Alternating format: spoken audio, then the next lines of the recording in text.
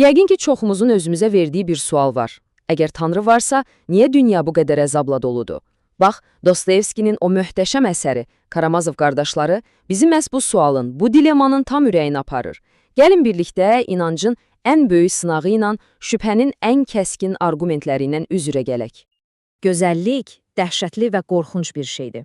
Dmitri Karamazovun bu sözləri əslində bütün romanın ruhunu bir cümləyə sığdırır. Dostoyevski bizə deyir ki, insan qəlbi bax elə belə bir yerdir. Elə bir ki, bir döyüş meydanıdır. Xeyirlə şərin, inancla şübhənin amansızcasına çarpışdığı bir meydan. Bax, bu döyüşün bir tərəfində ağlın özü dayanır. Yəni İvan Karamazov. O kimdir? O, Tanrının yaratdığı dünyanı sanki bir laboratoriyaya salıb, məntiqin ən amansız, ən soyuq süzgecindən keçirən, heç bir ziddiyyəti, heç bir ammanı qəbul etməyən o iti zəkalı intellektdir. Amma bir dəqiqə, İvanın bu üsyanını səhv başa düşməyək. Bu elə-belə sadə bir ateizm deyil heç də. O demir ki, Tanrı yoxdur. Yox. Onun etirazı qat-qat daha dərin, daha sarsıdıcıdır. Bu, mənasız, izahı olmayan əzablarla dolu bir dünyaya qarşı tamamilə mənəvi bir üsyandır. Və onun bütün bu arqumentinin mərkəzində, ürəyində bax bu sual dayanır. Deyir ki, yaxşı, əgər hamı əzab çəkməlidirsə, bunun uşaqlara nə dəxli var? Yəni, əgər gələcəkdəki o sonsuz harmoniya üçün bir bədəl ödənməlidirsə, niyə bu bədəli məsum, günahsız uşaqlar ödəməlidir? İvan üçün bu sadəcə ədalətsizlik deyil, bu heç bir ali məqsədin, heç bir böyük planın haqq qazandıra bilməyəcəyi kosmik bir faciədir. İvanın mövqeyi demək olar ki, Polad kimidir, sarsılmazdır. O, sualı birbaşa qoyur. Gələcəkdə qurulacaq ən mükəmməl, ən gözəl harmoniya belə. Bir dənə, tək bircə məsum uşağın göz yaşlarına dəyərmi? Və cavabı da özü verir. Qəti şəkildə, yox, dəyməz. Onun üçün bu, keçilməz bir qırmızı xəttdir. Və belə bir dünyaya, belə bir yaradılışa verilən bileti heç düşünmədən Tanrıya geri qaytarmağa hazırdır.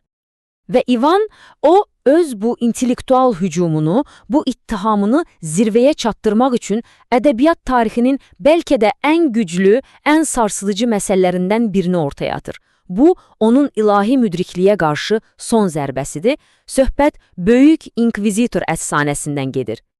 Bir anlıq səhnəni gözünüzün önünə gətirin. 16-cı əsr, İspaniyası. İsa yenidən insanlar arasına qayıdır. Amma bu dəfə onu kim qarşılayır, bilirsiniz? Kilsənin ən yüksək nümayəndəsi, qoca, böyük inkvizitor və onu qarşılayan kimi də dərhal həbs etdirir. Bax, bu anla da inkvizitorla səssiz qalan Məsih arasında o gərgin, o dəhşətli fəlsəfi qarşıdurma başlayır. İnkvizitorun iddiası həqiqətən də adamı şoka salır. Deyir ki, Məsihin bəşəriyyətə verdiyi o ən böyük hədiyyə var ha, azadlıq. Əslində o ən böyük lənətdir. Bəli, lənət.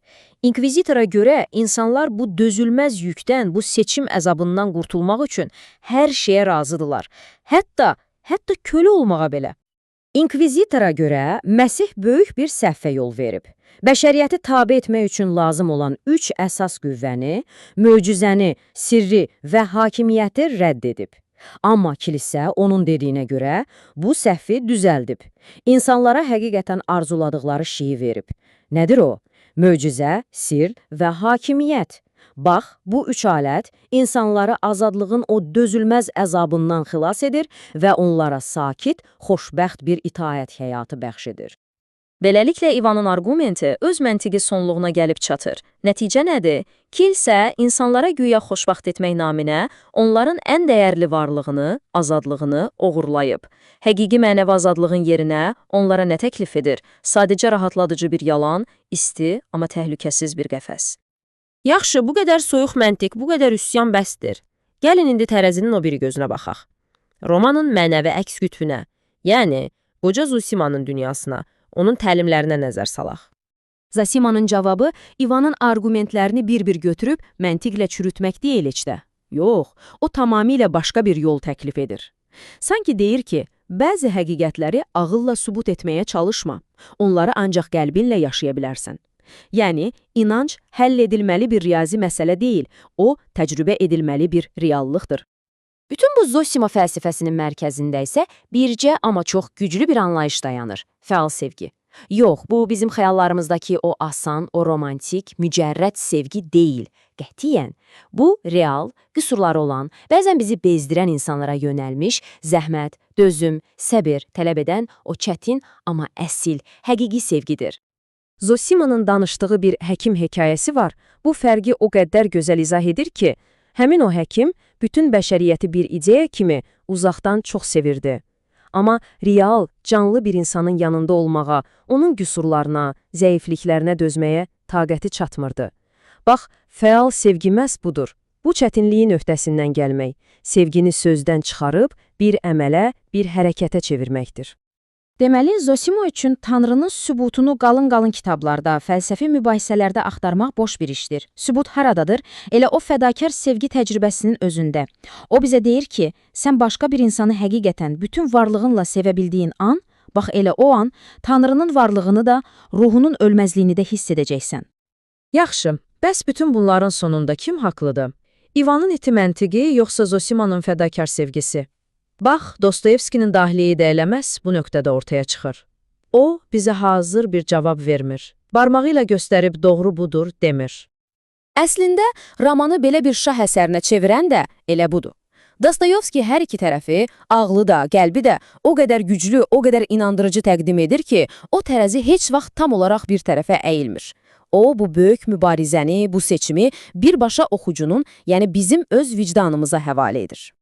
Və beləcə, sonda o böyük sual gəlib birbaşa bizə yönəlir. Çünki bu, təkcə Karamazovların seçimi deyil, bu hər birimizin seçimidir. Sizin öz məna axtarışınızda hansı yol daha çox həqiqəti əks etdirir? Ağlın o amansız, soyuq üsyanı, yoxsa fəal sevginin o çətin amma isti təcrübəsi? Cavab hər birimizin öz içindədir.